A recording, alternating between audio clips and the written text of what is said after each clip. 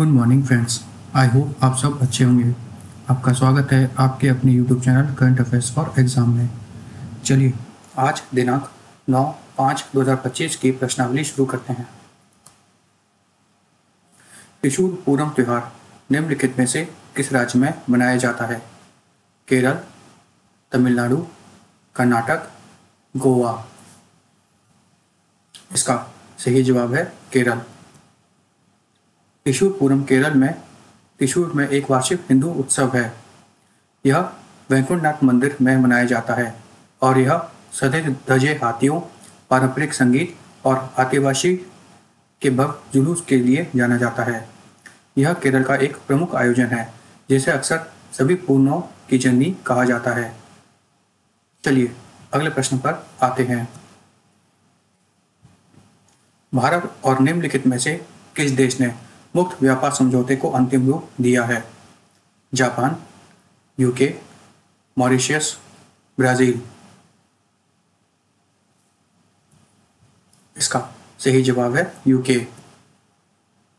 भारत और यूके ने 3 साल की बातचीत के बाद मुक्त व्यापार समझौते को अंतिम रूप दिया है, जिसकी घोषणा 6 मई 2025 को की गई।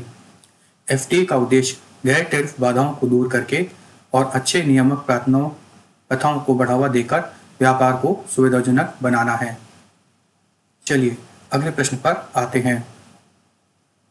विश्व बैंक ने निम्नलिखित में से किस देश के लिए $1 बिलियन की सहायता पैकेज की घोषणा की है?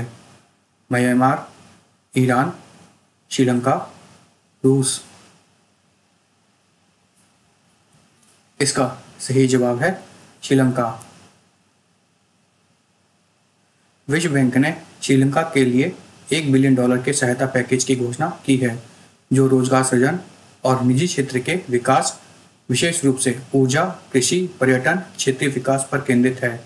इस पहल का उद्देश्य श्रीलंका के दीर्घकालिक आर्थिक सुधार को बढ़ावा देने के लिए प्रमुख क्षेत्रों को पुनर्जीवित करना और निजी निवेश को आकर्षित करना है।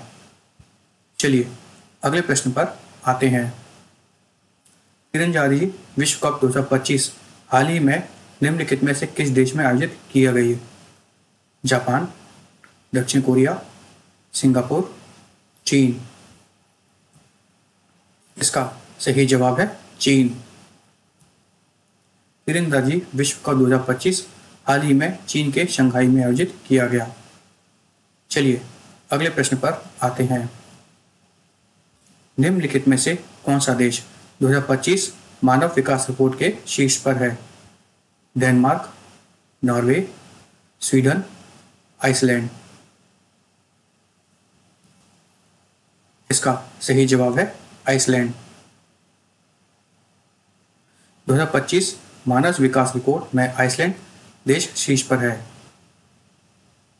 इसमें भारत का स्थान 130वें स्थान पर है। चलिए अगले प्रश्न पर आते हैं। निम्नलिखित में से किसने AIFF पुरस्कार 2025 जीता है? सुभाषिस बोस, सोम्या गुगलोत, उपरोक्त दोनों, उपरोक्त में से कोई भी नहीं। इसका सही जवाब है उपरोक्त दोनों। AIFF अवार्ड्स 2025 में सुभाषिस बोस और सोम्या गुगलोत को क्रमशः AIFF पुरुष और महिला खिलाड़ी का पुरस्कार दिया गया है। खालिद जमील को सर्वश्रेष्ठ पुरुष कोच और सुजाता कार को सर्वश्रेष्ठ महिला कोच का सम्मान मिला। विशाल कैथ और एल्बम पंथोई चानू को क्रमशः पुरुष और महिला वर्ग में सर्वश्रेष्ठ गोलकीपर चुना गया। चलिए अगले प्रश्न पर आते हैं।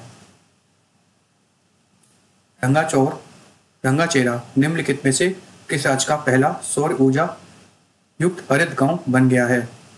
मिजोरम, त्रिपुरा, नागालैंड, असम। इसका सही जवाब है त्रिपुरा। रंगाचेरा त्रिपुरा का पहला सौर ऊर्जा संचालित हरित गांव बना है।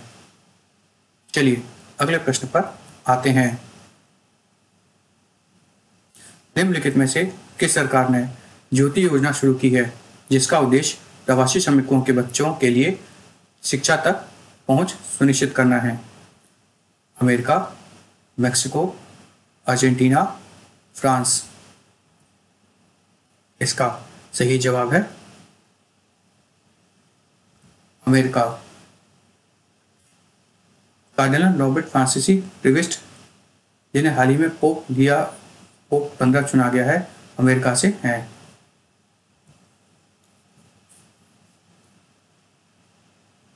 चलिए अगले प्रश्न पर आते हैं।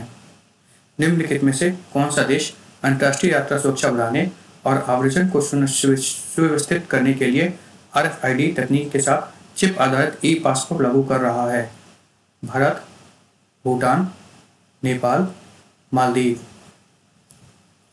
इसका सही जवाब है भारत।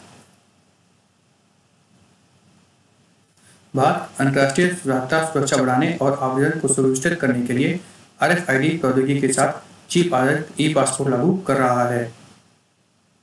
यह महत्वपूर्ण पहल यात्रा दस्तावेजीकरण प्रणाली के आधुनिकीकरण की दिशा में एक बड़ा कदम है और भारत को कोई तकनीकी रूप से उन्नत देशों के साथ जोड़ती है जिन्होंने पहले से ही इस तरह के नवाचारों को अपनाया है।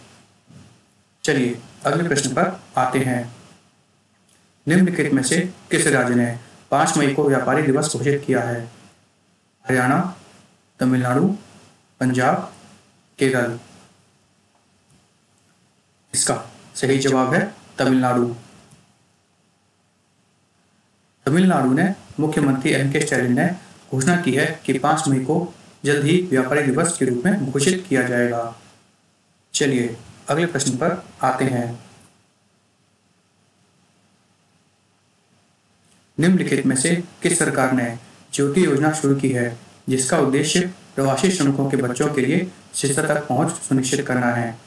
केरल, गोवा, तेलंगाना, बिहार। इसका सही जवाब है केरल।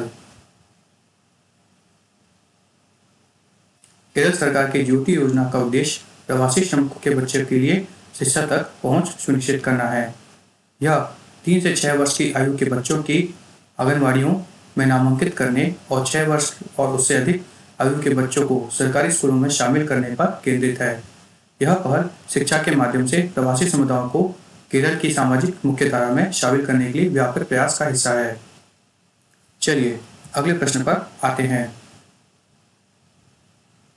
मूडी रेटिंग्स ने हाल ही में भारत के 2025 GDP विकास पूर्वानुमान को संशोधित कर कितने प्रतिशत कर दिया है?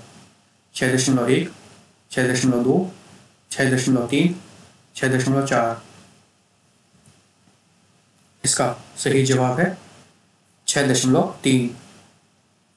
मूडी रेटिंग्स ने हाल ही में भारत के 2025 के सकल घरेलू उत्पाद की वृद्धि की दर के अनुमान को 6.5 से घटाकर 6.3% कर दिया है। इसका कारण वैश्विक नीति अनिश्चितता, विशेष रूप से अमेरिका और चीन में तथा व्यापार प्रतिबंध है। चलिए अगले प्रश्न पर आते हैं। मार्सेल सियालोको ने हाल ही में निम्नलिखित में से किस देश के प्रधानमंत्री पद से इस्तीफा दे दिया है? Serbia, Romania, Poland, Italy. इसका सही जवाब है रोमानिया। मार्सेल सियालोको ने हाल ही में रोमानिया के प्रधानमंत्री पद से इस्तीफा दे दिया है। फ्रेंड्स, आज का सेशन यही समाप्त होता है। आपको हमारा सेशन कैसा लगा कमेंट करके बताइएगा तथा लाइक एवं सब्सक्राइब अवश्य कीजिएगा। धन्यवाद।